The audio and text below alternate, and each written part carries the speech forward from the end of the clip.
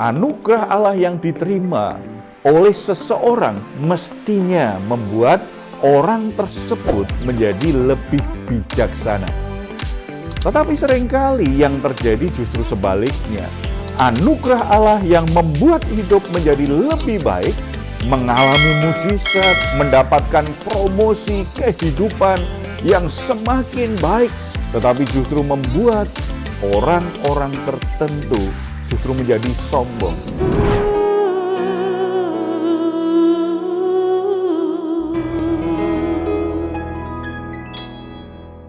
Salam, God Lover yang dikasihi oleh Tuhan Yesus. Senang berjumpa kembali dalam program Rise and God malam hari ini bersama Diaspora TV. Setelah melewati berbagai kesibukan sepanjang hari ini, mungkin ada situasi tertentu yang membuat jiwa saudara menjadi letih lesu dan berbeban berat. Apapun situasi yang sedang saudara alami, jangan pernah menyerah. Sebab Tuhan mengundang kita semua untuk mengalami kelegaan. Tuhan Yesus berkata, "Marilah kepadaku semua yang letih lesu dan berbeban berat, aku akan memberi kelegaan kepadamu." Mari kita responi undangan Tuhan ini, kita bersatu di dalam doa. Bapa di surga, kami ucap syukur karena anugerah-Mu sempurna dalam hidup kami. Di dalam Yesus Kristus, Tuhan selalu mengundang kami untuk mengalami kelegaan di dalam hadirat-Mu. Saat ini kami menghampiri Engkau, kami membawa semua beban berat hidup kami, masalah-masalah kami yang belum selesai sampai saat ini. Tuhan, mari Engkau beri kami kekuatan.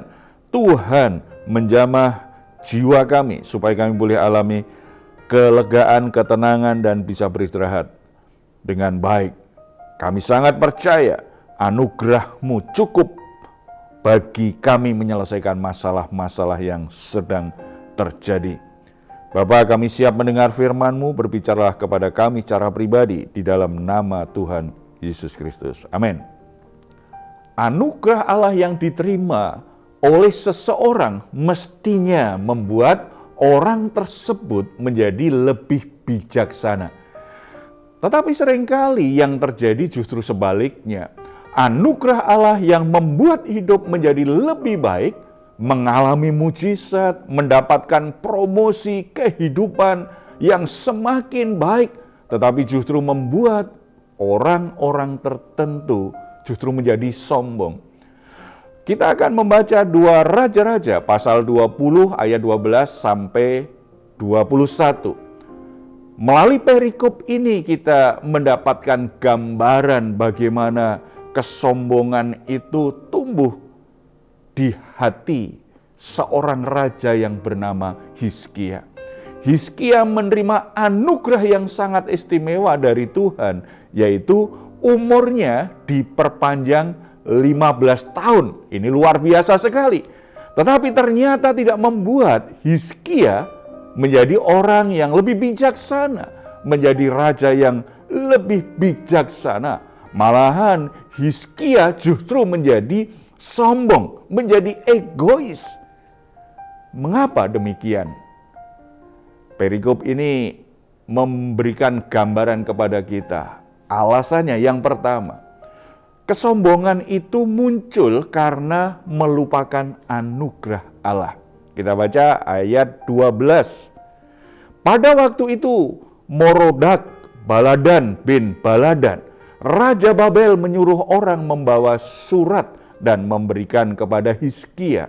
Sebab telah didengarnya bahwa Hizkia sakit tadinya. Ayat 13, Hizkia bersukacita atas kedatangan mereka. Lalu diperlihatkannya lah kepada mereka segenap gedung harta bendanya, emas dan perak, rempah-rempah dan minyak yang berharga, gedung persenjataannya dan segala yang terdapat dalam perbendaraannya. Tidak ada barang yang tidak diperlihatkan Hizkia kepada mereka di istananya dan di seluruh daerah kekuasaannya.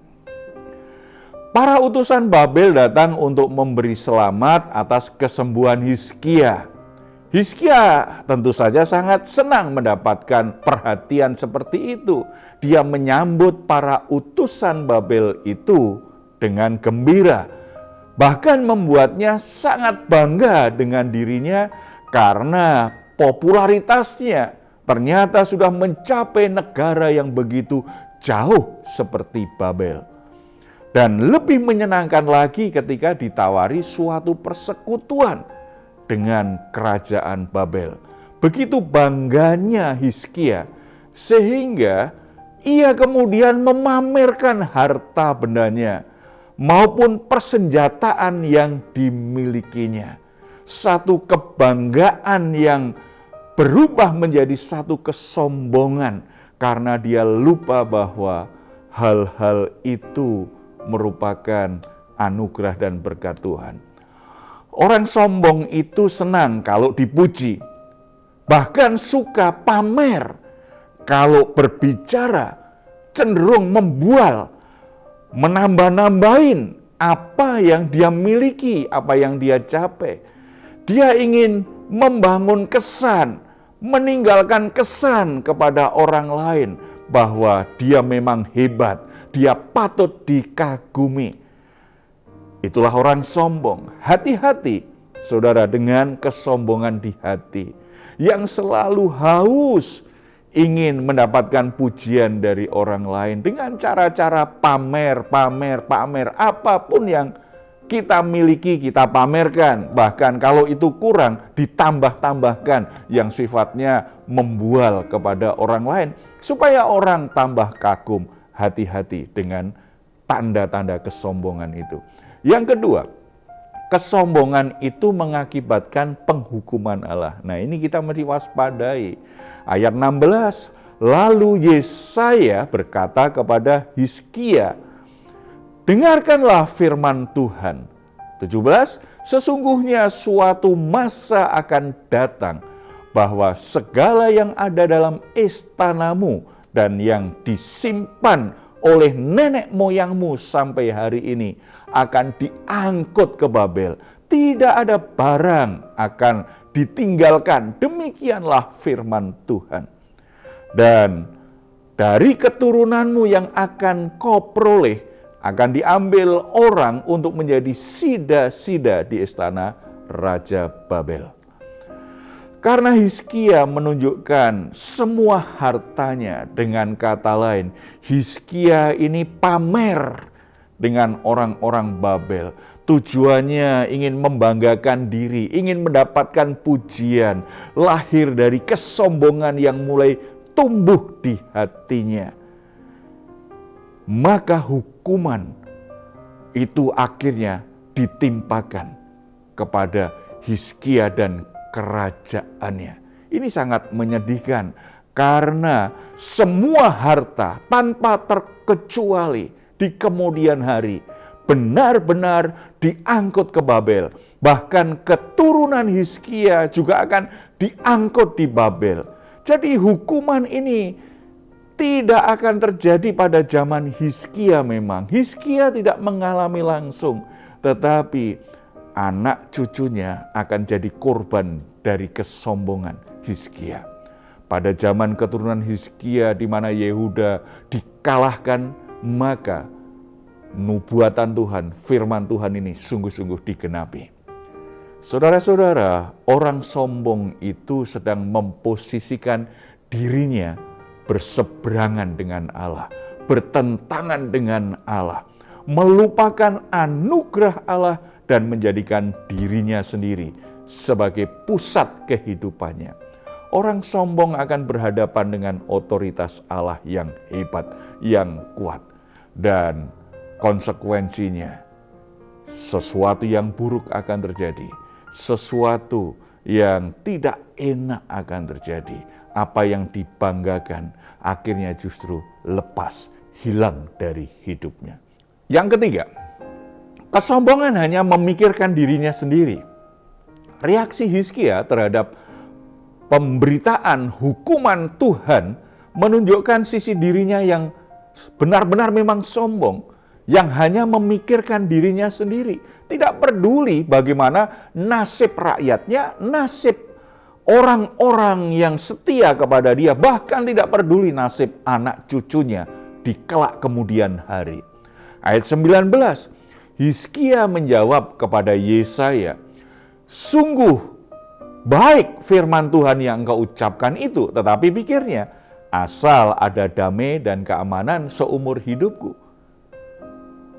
Sebuah perkataan yang menunjukkan betapa egoisnya Hizkia sebagai raja, yang kelihatannya tidak peduli dengan nasib keturunannya. Asalkan nasibnya sendiri tetap baik, tidak peduli nasib rakyatnya. Yang penting dia sebagai raja baik-baik saja. Kesombongan yang luar biasa. Orang yang sombong hanya memikirkan diri sendiri, itu pasti.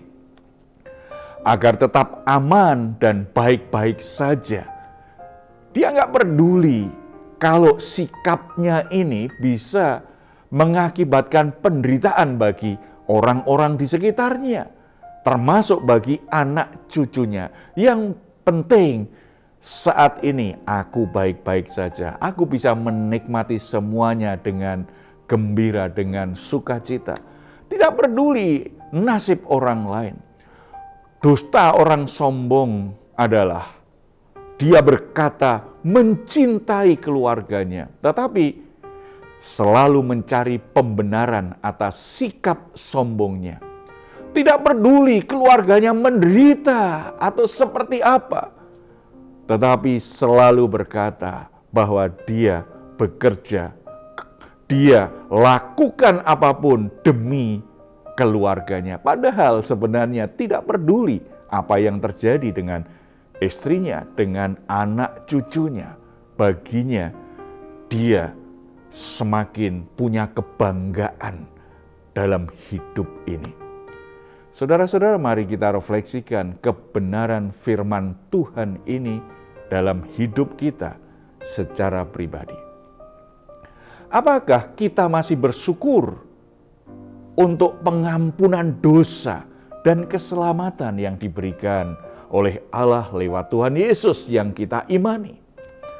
Apakah kita masih bisa bersyukur untuk anugerah Allah, untuk kuasa Allah yang membuat kita mengalami kesembuhan dari sakit kita, yang membuat kita mengalami mujizat sehingga ekonomi kita menjadi pulih, sehingga kehidupan kita yang rusak menjadi pulih? Apakah kita masih bisa bersyukur untuk jabatan, untuk pekerjaan, untuk pelayanan, untuk segala berkat yang selama ini kita sudah bisa nikmati di hadapan Tuhan?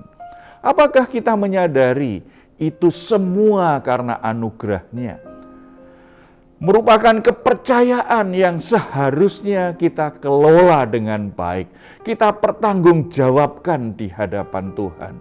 Apakah semua yang Tuhan berikan itu sungguh-sungguh membuat kita semakin bisa memuliakan Dia, atau hanya memuliakan diri sendiri, hanya kita pakai untuk diri sendiri, kita sibuk menikmatinya, tidak peduli dengan Tuhan, tidak peduli dengan orang-orang di sekitar kita.